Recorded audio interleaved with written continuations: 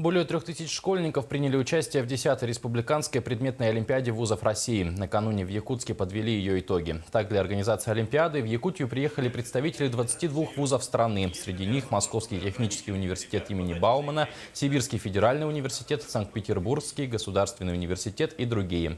Олимпиаду провели по 7 общеобразовательным предметам – математике, физике, химии, биологии, географии, обществознанию и истории.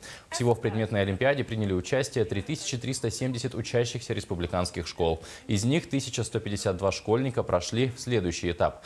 Отметим, что победители олимпиады рекомендованы к заключению договора о целевом обучении. Это даст им право принять участие в конкурсе на целевые места в вузах по результатам ЕГЭ в период работы республиканской приемной комиссии.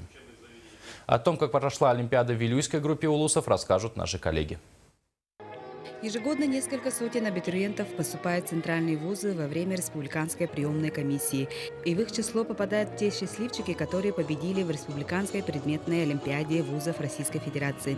В этом году олимпиада проводится в 10-й раз с нововведением. И теперь все, кто желает поступить в центральный вуз от республики, обязаны участвовать в олимпиаде. Те выпускники, кто чувствует, что у него есть силы попробовать себя в новой ипостаси, вот как раз в первую очередь и пишут заявление для участия в данной олимпиаде. Они пробуют свои силы в том плане, что они замахиваются, может быть, немножко на большее, чем среднестатистический выпускник школы.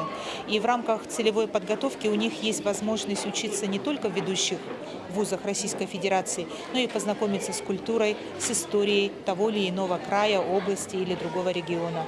Если раньше выпускники, поздно определившиеся с выбором и изъявшие из желания учиться на основании договора о целевом обучении, могли подойти в приемную комиссию летом, то в этом году будут рассматриваться заявления только тех абитуриентов, кто прошел этап олимпиады, поэтому в этом году участников олимпиады намного больше, чем в предыдущие годы.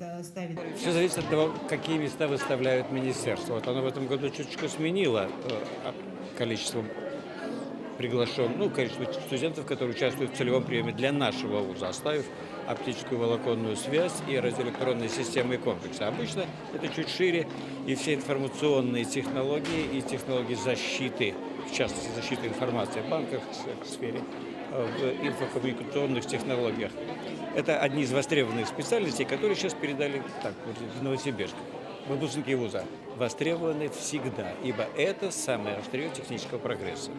Всего в олимпиаде приняли 254 ученика из 9 улусов республики. По итогам олимпиады 142 участника получили рекомендации. Из них с Вилюйского улуса 36 учащихся.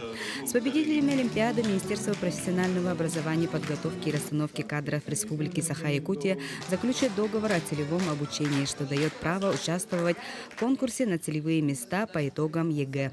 Анна Васильева, Николай Солдатов, Иннокентий Колесов, НБК Саха, Вилюйск.